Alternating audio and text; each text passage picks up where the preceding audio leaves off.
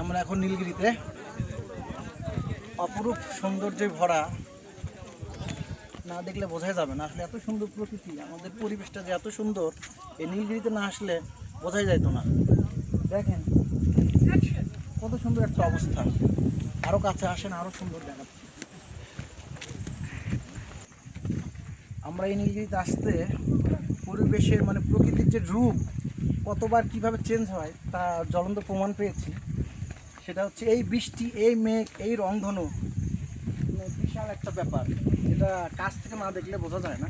ক্যামেরায় বন্দি করাও সবগুলা সঠিক মানে করা সম্ভব হয়নি, কারণ রাস্তাগুলো ছিল হলো একদম বলতে পারেন পাহাড়ি রাস্তা, আঁকা বাঁকা উঁচু নিচু, যেখানে ব্যালেন্সিং করা খুবই কঠিন। এই হলো এখানকার রাস্তাগুলো অপরূপ সৌন্দর্য, কিন্তু আসলে পাহাড়ি এলাকা, পাহাড় কেটে কেটে রাস্তাগুলো তৈরি করা হয়েছে, কিন্তু খুব ভয়ঙ্কর। একটু এদিক সেদিক হলে অন্যরকম একটা দুর্ঘটনা ঘটে যাওয়ার সম্ভাবনা আছে। তার মাঝেও আমরা এই অপরূপ সৌন্দর্য দেখার জন্য এত কষ্ট করে চলে এসেছি বান্দরবনের নীলগিরিতে।